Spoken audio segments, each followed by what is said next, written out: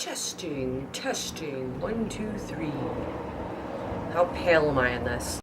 Hi again. Sorry about the week-long absence. Things got kind of hectic and crazy on my end. So I'm trying to catch up now, and I have so many things that I need to cover and so many videos that I need to make, and I have about 1 billion reviews to catch up on. I am just now starting to enter my reviews into Goodreads from things I read 3 weeks ago. Like, it's just busy. Today I'm going to be reviewing Shatter Me. You see that? It's on my Nook, so I don't know if this is really going to work out. If not, I'll add a picture. But anyway, Shatter Me by Tahera Mafi. Pretty sure I'm saying that is to the best of my ability. I listened to her say her own name, and I cannot make my mouth work to match the inflection, but I tried. Actually, what you didn't see is in between the 2 takes that I just did was me listening to an audio clip of her saying her own name and attempting and butchering it about 30 times. So I think I actually got worse at pronouncing it the more I tried to. So I'm just gonna go with, I said it, I'm probably gonna try to not say it again. Moving on. Shatter Me. I picked up this book. This is a prime example of BookTube made me read it. And full disclaimer, I posted this on my Goodreads review. This is my opinion of the book prior to finishing the rest of the series. And again, because my opinion on this isn't particularly flattering, I would like to elaborate that my opinion did change after finishing the series. But for fairness sake, I am only reviewing this book by itself, standalone, and this was my immediate opinion without any extra information. I was really disappointed with this book. I know that is probably the most unpopular thing I could say on BookTube, but it's the truth. I struggled with this book. I didn't like it. I just didn't. And there's a lot of reasons why. It's not just one thing or another thing. I have a lot of reasons why I didn't care for this book, and they all kind of just kept mashing together and making my distaste grow. So yeah, it's gonna be hard to really give you the full picture of how much I actually disliked this book. The first thing that I observed that kind of threw me was the world building, or the lack thereof. This is supposedly a dystopian. So yeah, the world is ruled by the Reestablishment, which is essentially a very strict totalitarian government. But the problem is again, there's no lead up. We don't really get very much history. There's snippets here and there, but there's not enough for me to understand how this came to be. What was the evolution of the Reestablishment and society as we know it? And that's, in a good dystopian novel, the backstory and the world building should play an incredibly large role, in my opinion. I should have more information than I honestly need in order to fully comprehend the situation so I can process the rest of the story. It's hard to fully grasp what's going on with the characters because I don't understand or believe what's going on in their world. It was really difficult for me to suspend my disbelief because I don't think there was enough background. There wasn't enough information for me to understand what was going on. I kept seeing our society and our way of life with few minor tweaks, and I think that really kind of defeated the purpose of the book. And it doesn't give you the sense of urgency that the plot requires. I need a lot more information. The average person might not, but I need a lot. I need a full-blown history lesson. I'm that person that rather enjoys the 4 or 5 chapters of nothing but explanation for worlds. So that kind of pinged me a bit. And it didn't get any better throughout the book. It was just a minor snippet here, a small sentence there, and none of it came together cohesively to form an actual world that was drastically different than the one we experienced. The second issue I had, OMG purple prose. Purple prose everywhere. I think I've mentioned it. I do not really care for flowery writing or purple prose or overly descriptive everything or abundant use of metaphors. Not a fan. I don't like it. And this book was like 97% purple prose. I don't mind a purple patch or two, but the entire book was paragraphs upon paragraphs upon paragraphs of gibberish, really. And I had to constantly remind myself to stop skimming. Literally every few pages, you need to go back and reread that. Because I did. I just trying to find the point of the passage itself, because it seemed like it would get buried under 5 or 6 paragraphs of metaphor. I was having a hard time. I really was. And then I just kind of face palmed because it was aggravating. Secondary issue I had was I was unsure whether the writing style was actually the author's writing style or whether this was the character's voice. I had no idea what exactly was going on there. You know, this character has been institutionalized and isolated for a very long time, so it could have gone either way, but because I didn't know which way it went, it kept me from being immersed in the story. Because in the back of my mind, it was just like, is this how the author writes, or is this girl's voice? It was difficult. If you like purple prose and abundant kind of awkward metaphors and lots of really long passages, you will like this. This was not for me. Okay, pace. Because of the vast amounts of purple prose everywhere, felt like the pace was really, really stilted. It felt like it took forever to get to the point or get to the next event or for anything to happen at all in general. Sometimes an entire chapter represented like 3 minutes of actual time being passed or one very small insignificant event. I feel like we could have cut out 100, maybe 150 pages of this book and still have kept all of the content that was important. I feel like we could have not lost anything except for pages upon pages of what to me amounted to gibberish. So that was an issue. The pacing was just really, really slow, and that to me is aggravating. Let's move on to plots. To reiterate my last point, it was stilted. Not much really happens in this book. Like, we're talking a series of 3 or 4 moderately sized events over a very long book. Not much is actually happening. Now, story-wise, it was interesting. This is why I kept reading, and again, this had a lot to do with why I continued this series. The concept and the idea behind it was very intriguing, and I did want to know what happened, and I did want some resolution. That's why I kept reading. Characters. There was only one female character in the whole book. I don't know if anybody has noticed, I am kind of a very opinionated feminist, so I do subject a lot of the books I read to some scrutiny over female characters and the amount and how they're portrayed, and this book has one female character. That's it. She's the main character, and that's the end of it. It's this apparently world where there are no girls except for her.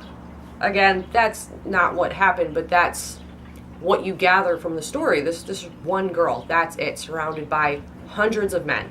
I'm not a fan of that particular narrative. It doesn't make me happy, so the other thing that bothered me is it didn't feel like any of the characters in this book had any depth whatsoever. The main character came off as very Mary Sue-ish to me. We don't really get too many descriptions on her appearance. Like, it's kind of just she's a girl, insert yourself here. So, again, because there's no backstory for most of these characters, and there's some a little bit for the main character, I get a very flat type character from her. She doesn't feel like a real person. This girl did not feel like a person to me, and neither did the secondary characters or male leads.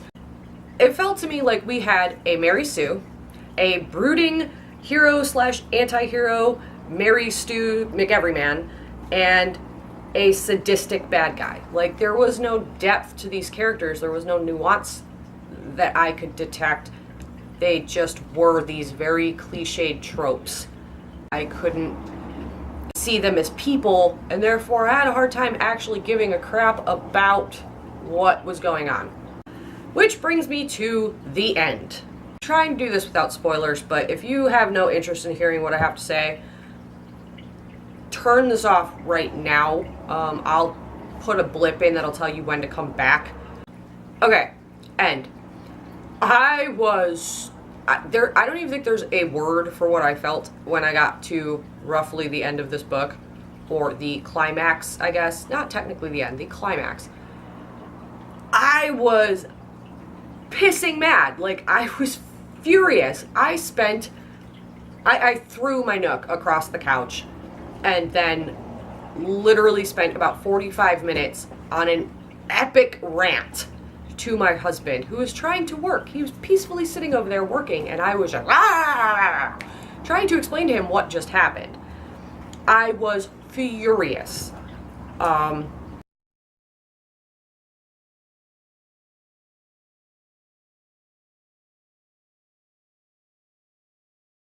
So again, without spoilers, I felt like the climax of this book basically ripped off a very well-known, very well-established, and long-running franchise, to the point that I'm honestly shocked that said franchise didn't go after the author for rights infringement. Yeah, there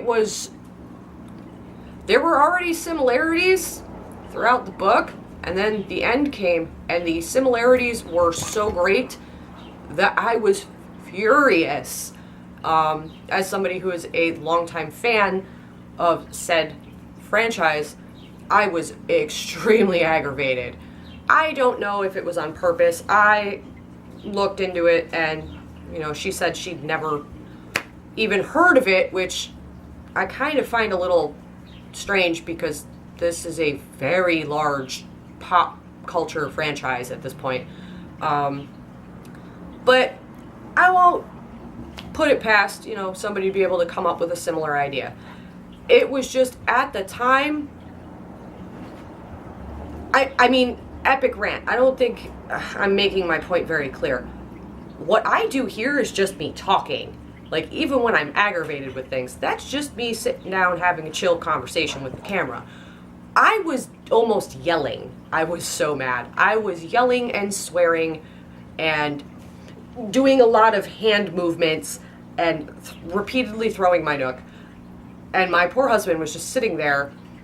And after I explained to him, what had happened in the book, without telling him, why I was mad, he was like, holy crap, that's ba-ba-ba.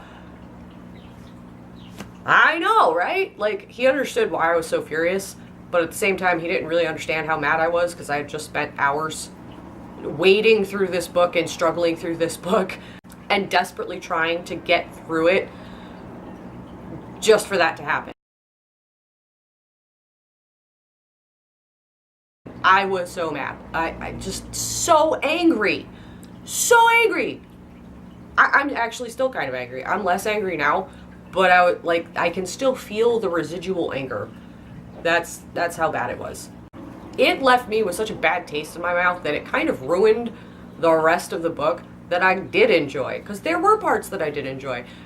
And it ruined it for me. I couldn't even remember the parts that I liked after reading that, and I got so angry. I was this close to setting up all my stuff and filming a review right that second because I was so impassioned and filled with the heat of fury that I just needed to get it out.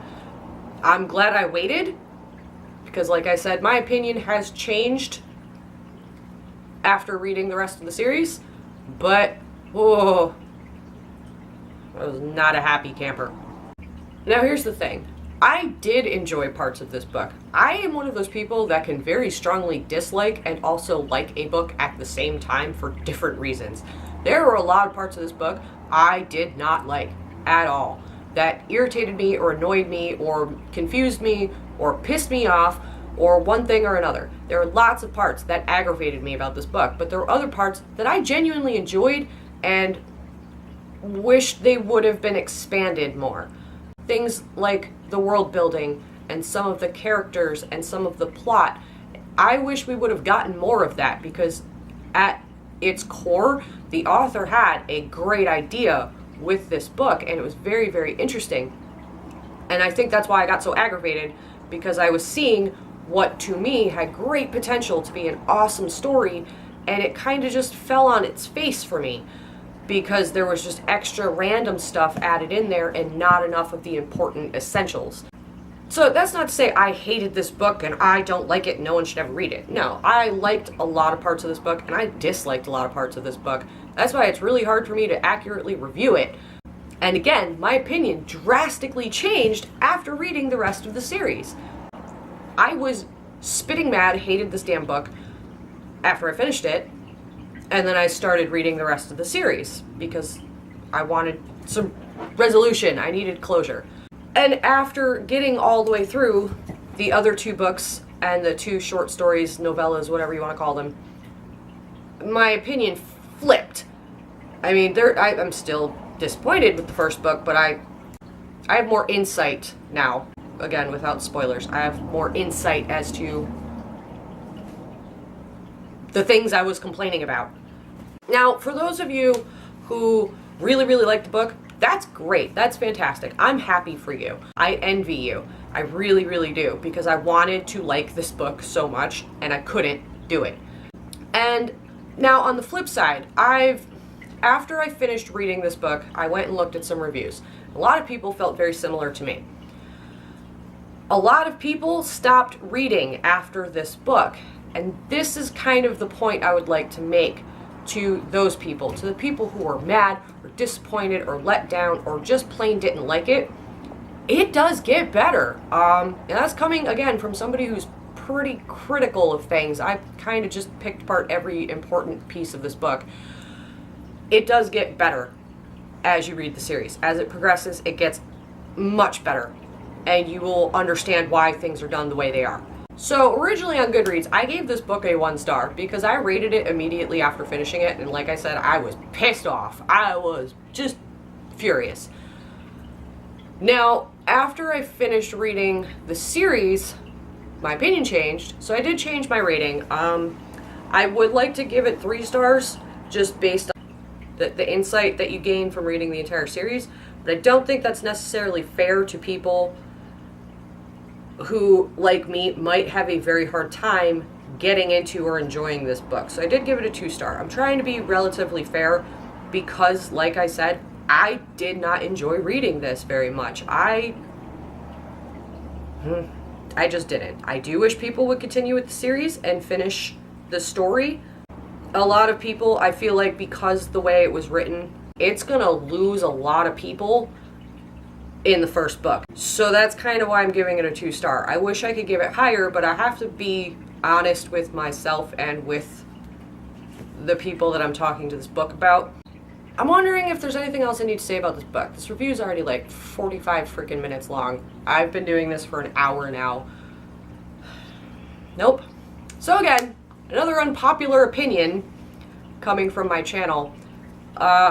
Let me know what you think. Did you read it? Are you planning on reading it? Did you read just Shatter Me and then stop? Did you finish the series? I want to know if other people felt the same things I did, or if you really, really, really loved it from the very get-go. Other than that, anything else? Questions, comments, you know the deal. Do stuff, down below, down there, or up there, wherever the thing is, or subscribe if you want to see me ramble aimlessly along about stuff, you know. But I have more stuff to do, so I will see you soon.